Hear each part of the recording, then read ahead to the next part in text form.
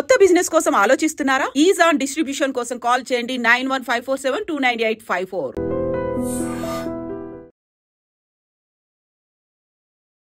నమస్తే, నా పేరు doctor N Subrahmanyam, Ayurveda specialist, Amrutham Ayurvedic hospital, Hyderabad. BP, రక్తపోటు.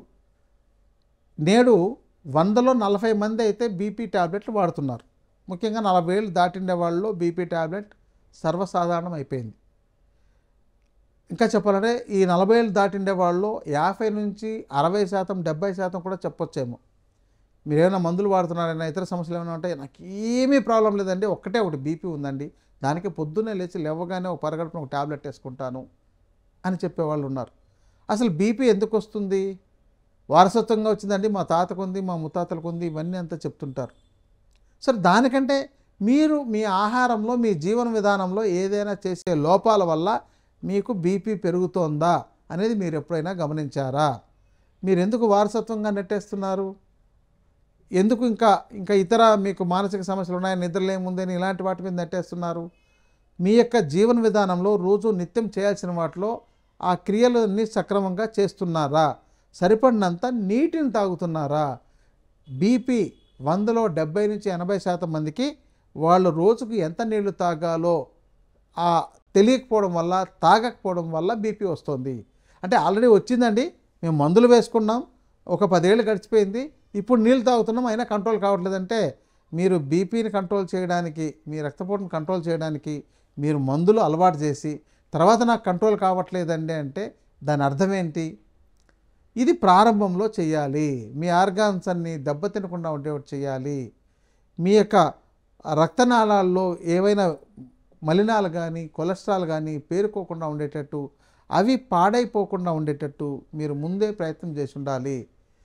ఇవి చేసినుంటే, అవన్నీ పాడు చేసుకోకుండా ఉంటే అప్పుడు మీరు నీళ్ళు తాగినా కూడా కంట్రోల్ అవుతుంది. ఇప్పటికి మీరు 10 ఏళ్ళు వాడిన తర్వాత ఇంకా ఆ మందులతోనే కొనసాగాలి.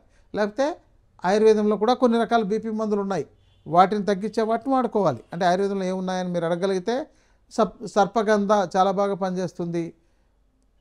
అలాగే అర్జున చెట్టు బెరడు, అది బాగా పనిచేస్తుంది. మునగాకు బెరడు కషాయం కూడా బాగా పనిచేస్తుంది. ఇలాంటివన్నీ చాలా ఉన్నాయి, వీటిని వాడుకోవడమే. మరి వీటి కోసం ప్రయత్నం చేస్తారా, లేకపోతే ట్యాబ్లెట్లు తీసుకొని హ్యాపీగా వాడుకోవచ్చు, సమస్య లేదు. కానీ మీరు రాకుండా చూసుకోవడం, ముందుగానే వాటి పట్ల జాగ్రత్త పడ్డం. ఈ మధ్య 25 ఏళ్ళ అబ్బాయిలు కూడా ఇంకా పెళ్ళిళ్ళు కూడా ఉండట్లేదు, అప్పుడు వాళ్ళే బీపీ ఉందని బీపీ స్టార్ట్ చేసేస్తున్నారు, బీపీ మందులు వాడుతున్నారు. సో మందులు మనకు కోకొల్లలు టన్నుల రూపంలో మొత్తం మెడికల్ షాపుల్లో ఉండేవన్నీ తూకం వేయగలిగితే ఎన్ని వేల టన్నులు అవుతాయో తెలియదు, అన్నీ మీకు వెయిట్ చేస్తున్నాయి మీరు వాడుకోవడానికి. కానీ మీరు మరి వాటితో ఉండాలా, రోగిగా ఉండాలా, నిరోగిగా ఉండాలా అనేది మీరే నిర్ణయించుకోవాలి. ఇలా రోగిగా కాకుండా నిరోగిగా ఉండాలంటే మీ ఆహారము, మీ జీవన విధానం సరిచూసుకొని రోజులో నీళ్ళు అనేది ఎంత తాగాలనేది ఈ ప్రశ్న మొదలవుతుంది అందరికీను. కాబట్టి మీరేంటంటే, మీరు బరువు ఎంత ఉన్నారో ఒక 15 కేజీల బరువుకు 1 లీటర్ అయినా నీళ్ళు తాగాలి. అంటే మీరు 60 కిలోలు ఉంటే రోజుకు 4 లీటర్లు, 75 కేజీలు ఉన్నారంటే 5 లీటర్లు, 90 కిలోలు ఉన్నారంటే 6 లీటర్లు తాగాల్సిందే. మరి అన్ని లీటర్లు ఎక్కడ తాగలుగుతామంటే మరి అయితే బరువు తగ్గండి, ఆహారం తగ్గించుకోండి. ఆహారం తగ్గిస్తే మీరు నీరు ఎక్కువ తాగలుగుతారు, అప్పుడు మీకు బీపీ అనేది ఉండదు, బాధించదు. కేవలం నీటితో పోయే సమస్య, టాబ్లెట్లతోనో, మందులతోనో, కషాయాలతోనో, చికిత్సలతోనో చేసుకునేవి కావు. రెండోది ఏంటంటే, బీపీ కూడా డౌన్ అయిపోయే సమస్యలు ఉంటాయి. అంటే ఎప్పుడు ఈ దగ్గు, జలుబు, జ్వరాలు లాంటివి వచ్చేయడం, వాటికి ఏదో మందులు వేసుకోవడం, ఏదైనా సరే వెంటనే పరిగెత్తుకెళ్ళి మందులు కొనుక్కోవడం, వేసుకోవడం అనేది అలవాటు ఉంటుంది. దానివల్ల కూడా బీపీ తగ్గిపోతుంది. లో బీపీ కొంతమందికి ఉంటుంది. అలాంటి వాళ్ళు కొంచెం ఉప్పును, బెల్లము నీళ్ళలో కలిపి తాగుతున్నట్లయితే వాళ్ళకు ఆ లో బీపీ రాకుండా ఉంటుంది. అంటే ఇక్కడ లో బీపీకి చెప్పాను, హై బీపీకి చెప్పాను. ఇది మన ఇంట్లో ఉండే చికిత్స. ఇక మీరు ఇంతకంటే మంచి మందులు ఉన్నాయంటే చాలా మూలికలు ఉన్నాయి, వాటిని మీరు సేకరించుకొచ్చుకుంటారా? చేసుకోలేరు. కాబట్టి ఏం చేస్తారు, డాక్టర్ దగ్గరికి వెళ్ళి డాక్టర్ పర్యవేక్షణలో మాత్రమే వాడాల్సిన మందులు ఉన్నాయి. దానికి అన్ని సిస్టమ్స్లోనూ ఉంటున్నాయి. ఈ వైద్య విధానాలు ఒక 100 రకాలకు పైగా ప్రపంచవ్యాప్తంగా ఉన్నాయి. చైనీస్ వైద్యం ఉంది, జపనీస్ వైద్యం ఉంది, రకరకాల జర్మన్ వైద్యం ఉంది, మనకు ఆయుర్వేదం ఉంది, హోమియోపతి ఉంది, రకరకాలు ఉన్నాయి. అన్నిట్లోనూ మందులు ఉన్నాయి. ఏదో ఒక మందు అయితే వాడుకోవచ్చు. ఇక దానికి నేను ప్రత్యేకంగా ఈ మందే వాడాలని చెప్పకర్లా. మీరు మందులు లేకుండా చేసుకోవాలి, మందులు లేకుండా జీవించాలి, నిరోగిగా జీవించాలనుకుంటే మీ ఆహారము, జీవన విధానము, నీళ్లు, మనకేదైనా అందుబాటులో ఉండే మునగాకు కూడా మీకు బీపీని తగ్గిస్తుందండి. మరి మునగాకుని ఎంతమంది వాడుతున్నారు? ఎవరి పొలాల్లో మునగాకు చెట్లు ఉంటున్నాయి? అందరూ వ్యాపారతంగా చూస్తున్నారు తప్ప నాకు బీపీ లాంటిది రాకుండా ఉండడానికి, నేను కంట్రోల్లో ఉంచుకోవడానికి, నాకు కాల్షియం సంబంధ సమస్యలు రాకుండా ఉండడానికి, కీళ్ళ నొప్పులు రాకుండా ఉండడానికి ఒక మునగాకు 300 రకాలకు పైగా పనిచేస్తుంది. అలాంటి చెట్టు మా పొలాల్లోనో, మా యొక్క ఇంటి దగ్గరనో, ఇంటి ఆవరణలోనో ఎందుకు పెంచుకోకూడదు అన్న ఆలోచన లేదు.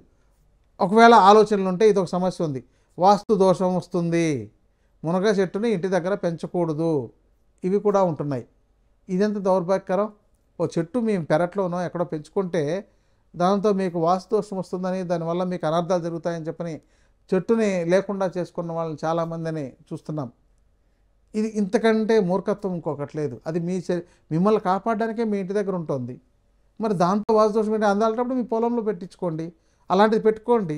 ఒకవేళ మాకు పొలం లేదనుకుంటారనుకోండి, ఎక్కడో ఒక 500 గజాలు 1000 గజాలైనా మరి కొనుక్కొని ఓన్లీ మీకు ఇట్లాంటి ఉపయోగపడే చెట్లు పెంచుకోవడానికి పెట్టుకోండి.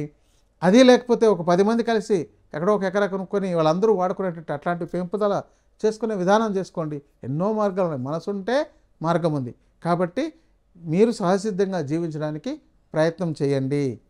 వ్యాపారాన్ని డెవలప్ చేసుకోవడానికి కాదు.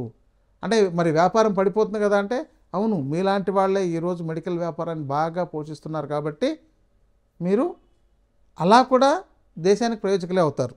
అందుకని ఇక్కడ మీకు మీరే నిర్ణయించుకోవాలి. నమస్తే. And for more videos, please subscribe to iDream. Please subscribe to iDream. Please subscribe iDream. And please subscribe to iDream. For more videos, subscribe to iDream. please like, share and subscribe to the channel. Congratulations, iDream. Subscribe to iDream. Subscribe to iDream. So subscribe to iDream Media. iDream ki iDream team andarki huge congratulations. Please subscribe iDream Media. Please subscribe to iDream. Subscribe iDream. Please subscribe to iDream. iDream అంటే నా కళల channel subscribe చేసుకున్న నోరు తిరుగుతలేదు. మీరైతే గంట గుర్తు కొట్టండి. For more such videos, please subscribe to iDream. Subscribe to iDream. Please subscribe to iDream. Please subscribe iDream Media. Please do subscribe to iDream. Please subscribe to iDream Media. For best entertainment and information, please subscribe iDream. And don't forget to subscribe to iDream.